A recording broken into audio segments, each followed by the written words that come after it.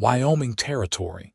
1879, the wind carried a bite even in July, and Calla Carson stepped off the eastbound freight wagon with nothing but a threadbare satchel and two children clinging to her skirt. She had not planned on being here, not in the middle of nowhere. Not with her husband buried 2 counties back, and her brother-in-law refusing to take her or the children in.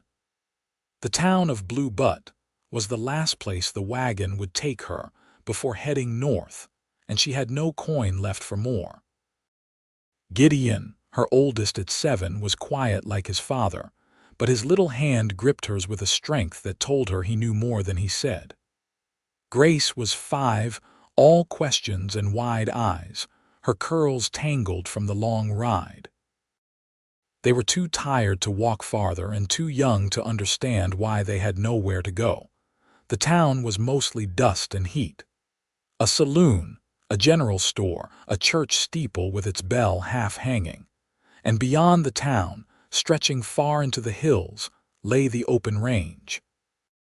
That was where the man came from, riding in on a tall gray gelding, his shirt sleeves rolled to the elbow, hat low over sharp eyes. He dismounted without a word, tied the horse to a rail, and stepped toward her like he already knew who she was. "You the widow from Cheyenne?" His voice was low, rough with dust and distance. Calla stood straighter. "Yes, I was told there might be work." The man looked at the children, then back at her. "You were told wrong. There is no work in Blue Butte for a woman with 2 little ones." Her heart sank. She moved to turn away, but he said, "I did not say I would not take you in, just said there is no work here." She paused. "And who are you?" "Carrick Jameson," he said, offering no handshake. "I own the KJ Ranch 12 miles west. I need help, but I do not hire charity." Calla didn't understand. "Then why are you talking to me?" He glanced at the children again. "Because you look like you have not got a single other soul left to turn to, and I do not like burying women like you out here in the dirt." She did not flinch, though her throat tightened. He added, "I will give you a bed and a shovel. You pick which one you want." Her brow furrowed. "What does that mean?" "Means I will give you a worker's place or I will give you a wife's place. But not both. You want to work fine. You want to be a wife, then you sleep in my bed and I treat you like one. I do not want confusion." Calla's heart beat hard in her chest. She barely knew this man, but she had seen the shape of his hands battered from work, not cruelty. And the way he looked at her children like they were real people, not burdens. She stared at the dirt, then at her kids. "What happens if I say no to both?" "Then you sleep in the dirt and dig your own grave by morning," he said flatly. "I am not a kind man, Miss Carson." "But I do not lie." Her voice was steady when she answered. "I will work." He nodded once. "Then get your things." They rode out that evening, the children riding in a wooden wagon behind his horse. Carrick did not speak much, and Calla did not press. The land rolled out wide and golden, the sun sinking behind the cottonwoods. It was beautiful in a rough way, like everything out here. The ranch was quiet when they arrived. A low house made of timber and stone, a barn, a water pump. No other hands in sight. He helped her down from the wagon and led her inside. "You sleep in the back room with the kids," he said, setting a lantern on the table. "You cook, you clean, you help with the horses when I say, you pull your weight, you stay." Calla nodded. He looked at her again, something unreadable in his eyes. "If you change your mind about the bed, you let me know." She did not answer, just took the children by the hand and led them inside. The days that followed were hard. Up before light, boiling water from the creek, learning the rhythm of ranch work. Carrick did not hover, he watched.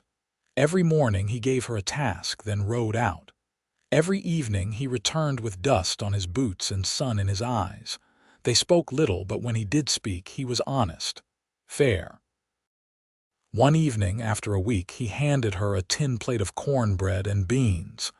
"You are not slow. Most hands take twice as long to learn how to latch a gate." She raised an eyebrow. That a compliment, he shrugged. You take it how you want. Gideon and Grace were changing. They had color in their cheeks again. Grace followed Carrick around like a shadow, asking endless questions about horses and fences. He never answered with more than a word or two, but he never told her to leave. One night after the children were asleep, Carrick stood outside the house, arms crossed, looking out at the stars. Calla stepped up beside him. You always this quiet, he glanced at her. You always this curious, she smiled. Only when I want to know something. He looked down at her then. Really looked. You do not scare easy. I do not have the luxury, he nodded slowly. That is what I figured. There was a long silence. Then he said, I meant what I said about the bed. She looked at him, her heart thudding. I know. He did not move closer. He did not touch her. Just said, I do not take women lightly. I had a mother once, sisters. I would not bring one into my bed unless I was ready to keep her there. Calla swallowed. And are you? His jaw tightened. I might be, she nodded. Then I might be ready too. He looked at her for a long moment. Then turned and went back inside without another word. That night, she lay awake, her heart full of something she had not felt in months. Hope. And for the first time since her husband died, she did not dream of coffins or cold nights. She dreamed of Carrick's voice, low and steady, saying her name. And the way he had looked at her like she was not something broken, but something worth keeping. The mornings came cold despite the season, dew clinging to fence rails and boot leather. Calla wrapped Grace in a wool shawl before tending the stove, the girl's breath fogging in the dim kitchen light. Gideon had taken to rising early, watching the sun break the ridgeline from the porch with the quiet intensity of someone much older. Carrick passed him sometimes without a word, but once, Calla caught the man laying a hand on the boy's shoulder, brief, firm, then gone like it hadn't happened at all. By the third week, Calla had learned the rhythm of the ranch, when to boil mash for the pigs, how to patch the soft spots in the paddock gate, which horses needed their hooves packed with pine tar after rain. Carrick never praised her outright, but he didn't correct her work anymore. That was enough. One evening, the wind shifted west and carried with it the scent of wood smoke. Calla stood in the doorway, drying her hands on her apron, and watched a freight wagon crawl up the road. The driver was a man with a limp and a long beard, and he hauled 3 bound bales of fencing wire and a crate marked KJ. Carrick stepped out from the barn as the wagon rolled in. He glanced at Calla briefly before speaking over the wheel. You said you had it by the 3rd. The bearded man spat beside the wheel.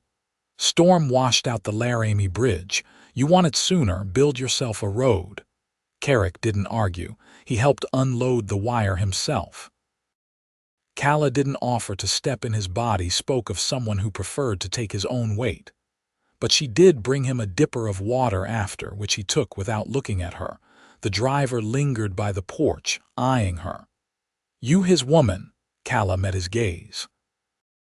I work here, he grinned, half a tooth missing. Ain't what I asked. Carrick's voice came sharp behind him. You got what you came for. I suggest you ride out before I find something else for your wagon to carry. The man laughed, but he climbed aboard without pressing further. When the dust settled, Carrick stood at the foot of the porch steps, eyes on her. You want to be known as mine, you say so, otherwise they'll keep asking. I didn't mind the asking, she said. I minded the tone. He studied her face, then gave a single nod. Fair. That night the wind howled like an animal through the eaves. Grace whimpered in her sleep, and Calla pulled her close. Gideon stirred but didn't wake. The roof creaked under the strain, and loose dirt danced across the floorboards. Toward midnight, a knock came at her door, 3 taps, hard and quick. She rose, stepping over Gideon's sleeping form, and opened it. Carrick stood outside, boots off, shirt untucked. his hair darker from the rain that had begun to fall. "You need to bring the girl into my room," he said. "Wind's shifting the chimney. Smoke'll come down hard soon." Calla blinked, then nodded. She wrapped Grace in the quilt and followed him down the hall. His room smelled faintly of leather and ash, and the bed was wide enough for two adults barely. He cleared a space near the hearth, laying a thick wool blanket on the floor. Calla knelt and settled Grace in it. The girl didn't wake. "I'll sleep on the floor with her," she said. Carrick didn't move. "You could do that." She waited. He turned toward the bed and sat on the edge. "Or you could take the bed. I won't touch you."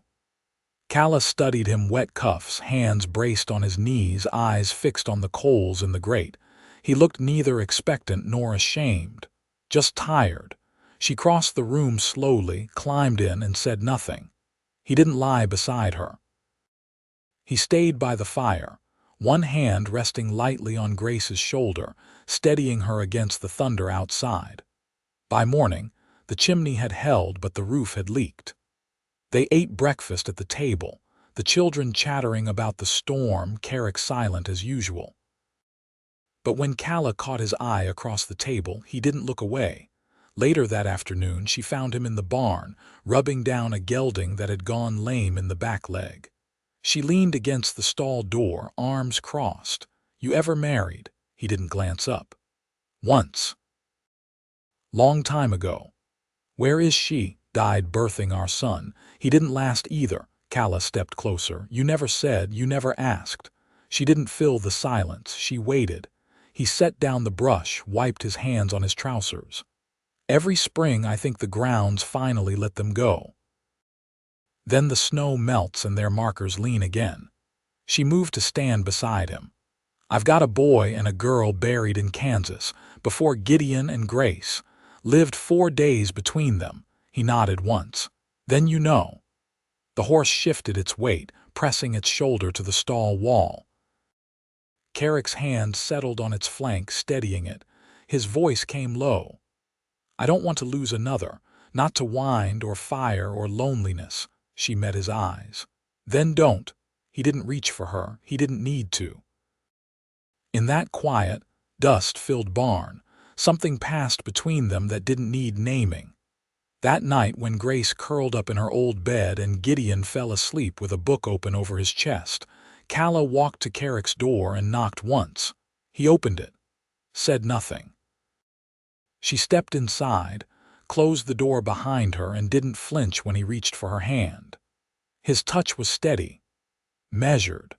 Like everything else he did, she let him pull her close, and neither of them spoke as the lamp burned low. Outside, the wind had gone still. The woodpile was low by early August, and Calla took the hatchet in hand without being asked. The sun had climbed high, dragging heat through every breath. But the nights turned cool now. Thin blankets weren't enough. Carrick had ridden out before first light, leaving a note on the table in his careful, slanted hand. "East line needs checking. Back by dusk." Grace helped her stack the kindling, her small hands learning the rhythm of balance and weight. Gideon had taken to riding the perimeter with a blunt stick he called a rifle, keeping watch for snakes and strays. The boy rarely spoke unless spoken to, but his eyes tracked everything. She'd seen that same sharpness in his father once. Too much silence made watchers out of men. By midday, the east wind carried dust and something else, distant hooves. Calla shaded her eyes and spotted a rider approaching from the road, alone and slow. A woman, older than herself, with a bonnet tucked tight and a spine like a fence post. She dismounted stiffly, tying her mare to the rail without waiting for greeting. Calla stepped forward. "You looking for someone?" The woman's mouth thinned. "I am, Carrick Jameson." "He's gone to the east line, won't be back until dusk." The woman looked her over. "You the one he took in?" "I work here." "That what he told you?" Calla crossed her arms. "And you are Celia Lorne." "I was his mother's friend, helped raise him after the fever took her." Came from Rawlins when word reached me he'd taken in a woman with 2 babes and no husband. Calla stood her ground. You came all this way to question his choices. Celia unpinned her bonnet. I came to see if he'd lost his mind. Looks like he hasn't. She glanced toward the children. Grace had crept near, holding the hem of Calla's skirt. Celia's eyes softened. They yours? Yes. You're plain-spoken. That'll help. He don't bend easy. I'm not looking to bend him. Good. He breaks folk that try. The woman stayed for supper. Calla made biscuits and boiled potatoes with bacon ends. Carrick returned while they were eating. Dust streaked across his sleeves, a tear in his left cuff. He nodded at Celia, but his face didn't change. You always show up when you're not asked, he said. She dipped her bread in gravy. Only when I'm needed. You weren't. Still ain't learned to say thank you, I see. He leaned against the doorframe, arms crossed. You always talk this much. Calla rose, brushing crumbs from her lap. I'll see to the horse. Carrick caught her wrist gently as she passed. I'll do it. She didn't pull away. You've been riding since dawn. I'll do it, he said again. She let him go, watching as he stepped back out into the twilight. Celia studied her across the table. He's not cruel, but he's built out of hard parts. You'll bruise before he yields. Calla began clearing the plates. I don't need soft. I need steady. That night, after the children were asleep, she found Carrick oiling the rifle near the hearth. His shirt was gone, a line of sunburn cutting across his shoulders. She sat beside him without asking. I liked her, she said. She's got salt, he grunted. She says what she thinks. She thinks I'm good for you. He didn't look over. She'll leave in the morning. Calla turned her face toward the fire. You worried I'll go too? I don't worry, he said. She smiled, slow and quiet. Then what do you do? Watch, wait. For what? He set the rifle down. For the day you say you're not just staying, you're choosing. She reached out, touched the back of his hand. I already did. He looked at her then, not like before, not testing, not wary. Just looking, as if he were seeing something unshaped settle into form. Then you ought to have something more than work and shelter, he said. I've had less and called it home. I can't give you sweet words, Calla. I wasn't raised with them. I don't want words. He stood slowly, offered her his hand. Come to bed. And she did. In the stillness after, her head resting against his chest, she asked, What you think when you first saw me standing in that road? Thought you'd last a week, maybe. Thought you were too fine-boned to carry what needed carrying. And now, he brushed his thumb down the curve of her spine. Now I think you'll outlast us all. She smiled into the crook of his neck, and for the first time in years, she let the warmth of a man's breath lull her to sleep unafraid, unhurried, and wholly chosen. The first frost came early, dusting the pasture edges in white by dawn. Calla stood at the pump with her sleeves rolled, breath rising in threads as she filled the tin pail. The air had a stillness to it, one that carried more weight than silence, like the land itself was bracing for something. Inside, Carrick was mending harness leather at the kitchen table, his knife working clean through the thick strap. Gideon sat nearby with a length of twine, practicing knots the way Carrick had shown him just once. Grace was curled on a rug by the hearth, humming to herself while she pressed dried flowers between pages of an old ledger Calla had found in the barn. Stranger rode through the South Ridge yesterday, Carrick said without looking up. Calla set the pail down. You know him. Didn't stop long enough to say, just watched from his saddle, then turned off toward the gulch. She dried her hands on her skirt. You think he was hunting stock? No cattle gone. Gate locks weren't touched. He paused. But I don't like eyes that don't ask permission. She looked toward the window. You want me to keep the children close, he nodded. For a few days. Later that morning, Calla saddled the bay mare herself and rode out to the north boundary. Carrick had taught her enough to handle the ride, and she needed to see the fence line before the ground froze too deep to dig. The wind scraped through the cottonwoods, stripping the last of their leaves, and she counted each post, checking for rot or loosened wire. She found the break near the bluff, one stake cracked low, a clean split that didn't look like weather. She dismounted, crouched, and touched the dirt beside it. The grass was pressed in a line leading east. Someone had passed through on foot recently. When she returned, Carrick was already back from the barn, his shirt damp from lather and his eyes narrowed. "Fence was cut," she said. "One post near the bluff, footprints on the inside," he nodded once. "I'll ride it at first light." She stepped closer. "You think it's someone from town. I think it's someone who doesn't want to be seen." That night, neither of them slept much. They lay beneath the quilt, his hand resting over her ribs, steady and warm. At some point near morning, she whispered, "He could have taken something." But he didn't. Carrick's voice was rough with sleep. Yet. The next day passed brittle and gray. Calla kept the children close, bringing them into the barn with her as she sorted feed sacks and checked the traps for weasels near the chicken coop. Gideon asked no questions, but his eyes stayed sharp. Grace barely left her brother's side.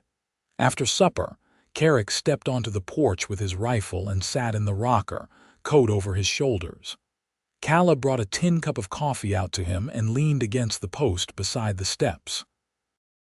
"You ever lose a fight?" she asked. He looked at her sidelong. "A few." "You ever run from one?" He took a sip, then said, "Once. I was 16. Man pulled a blade on me outside a trading post. I ran before I thought about it. My pride paid more than my skin would have." She folded her arms. "I don't need you to be fearless. I just need you to come back." He didn't smile, but his voice softened. "I will." Celia returned 2 days later, this time with a basket of root vegetables and a worn Bible tucked under her arm. She said little, but her eyes stayed on Carrick longer than usual, like she was searching for something in his stillness. Calla joined her in the kitchen while she trimmed turnips. Celia didn't glance up when she asked, "You trust him?" Calla peeled a carrot. "I do." Celia nodded. "Then you'll be fine. But you best know he keeps his past like he keeps his land." Fenced tight and watched. Calla rinsed the knife. "I'm not after his past. I'm building his future with him." That night, just after the lantern was lowered, Carrick stood by the window, jaw tight. "I know who it was," he said quietly. Calla waited. "Name's Elias McRae. Rode with a gang out of Laramie 5 years back. We crossed paths when I ran freight. He's got a long memory and a short fuse. You think he's come for you?" "No. He's come because he thinks I've got something he can take." She stepped closer. "What do you want me to do?" "Stay close. Keep the rifle in the kitchen loaded. If I'm not back by sundown tomorrow, you take the children to Celia's and wait." She gripped his wrist. "Don't give him what he wants." "I won't," he said. Before he left the next morning, he kissed her forehead, slow and certain. "I'll be back before the stew turns cold." She looked up at him, eyes steady. "I'll keep it warm." And she did. Carrick returned just after sunset, his coat carrying the scent of pine and distant gunpowder. Calla met him at the barn door, a lantern in one hand and her other curled tight around the collar of her shawl. The wind had dropped, but the weight of the day still clung to the air. He stepped down from the saddle with a slow exhale, the kind a man gave after facing something old and hard.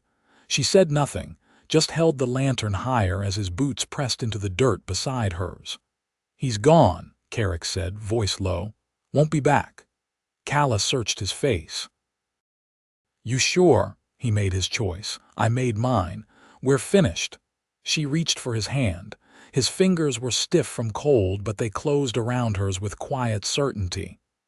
"I kept the stew warm," she said. "I knew you would." They walked back to the house side by side. Inside, the lamp cast a soft light over the table, where Gideon had left a wooden carving half finished. Grace was curled on the bench near the hearth, her thumb tucked beneath her chin. Calla ladled the stew into a bowl while Carrick removed his coat, hanging it near the stove. He didn't ask for anything more than the bread she placed beside him, and he ate quietly, like a man who'd earned his peace and didn't need to speak of how. When the children were settled in bed, she found him on the porch, sharpening the edge of a drawknife. The moon had risen pale over the ridge and the fields shimmered with frost. "You thinking of building something?" she asked. He looked up, blade paused mid-stroke. "I was thinking of finishing what I started." She stepped beside him, her arms folded under her shawl. "And what's that?" He set the knife aside. "I've got a house, some land, a woman I trust, and 2 children I'd ride through hell to protect. That's a family whether I meant to build one or not." Calla met his eyes. "You mean to keep it?" "I do." He stood and reached into his vest pocket. The object he brought out was a ring, plain silver, worn thin near the curve. He held it between them without flourish. "It belonged to my sister. She gave it to me the day she died, told me to use it when I found someone worth keeping." Calla's breath caught. "You kept it all this time?" "I kept it for the right hands." She didn't speak right away. The wind lifted a curl from her cheek, and she could hear the soft creak of the barn door swinging on its hinge behind them. "I'm not afraid of trouble, Carrick, but I won't live waiting for it either. If we do this, it's not just surviving, it's living." His voice was steady. "I want more than surviving. I want every morning with you in it." She took the ring from his fingers and slid it onto her own. It fit as if it had been waiting. They married beneath the cottonwoods before the first snow, the children standing close and Celia reading from a book so worn its spine had frayed. There was no preacher, no crowd, just quiet vows spoken with full hearts and strong hands. Gideon wore a clean collar and carried a bunch of dried sage. Grace clutched a ribbon Calla had sewn from a scrap of blue calico. Carrick wore his best coat, the one with the brass buttons he never used. Calla's dress was plain but mended neat, and she wore her hair pinned up for the first time since arriving. After the vows, Carrick kissed her once, firm and certain, his hand resting on the small of her back like it belonged there. They lived through the winter together. The storms came hard, but the house held warm. Carrick taught Gideon how to lay a trap line and how to read the sky. Calla showed Grace how to stitch a hem and how to listen for coyotes before opening the coop. At night, they gathered near the hearth, the 4 of them, with Carrick's boots drying by the door and Calla's shawl draped over the chair he always claimed. By spring, the fence was mended, the roof patched, and the soil turned for planting. Gideon carved a new handle for the pump. Grace named every hen after wildflowers. Carrick built a cradle from cedar wood and lined it with wool. Calla kept her hand on her belly more often now, her eyes bright with knowing. One evening, as the sun stretched long over the hills, Calla stood in the doorway watching Carrick drive the last stake into the garden fence. He looked up, wiping sweat from his brow with the back of his hand. "You coming in?" she asked. He tilted his head. "You coming out?" She walked to him slowly, barefoot in the grass. When she reached him, he pulled her close, his hands resting over the curve of her waist where new life stirred under her skin. They didn't speak. They didn't need to. The wind moved through the cottonwoods like an old hymn, and the land around them breathed steady, as if it too had found peace. And in that quiet place, where dust once meant loss and silence once meant grief, they built something enduring. Not a fairy tale, but a life real and rooted, with love grown from hardship and held with care. They stayed that way through seasons and storms, never needing to promise what they already lived. Together. Always.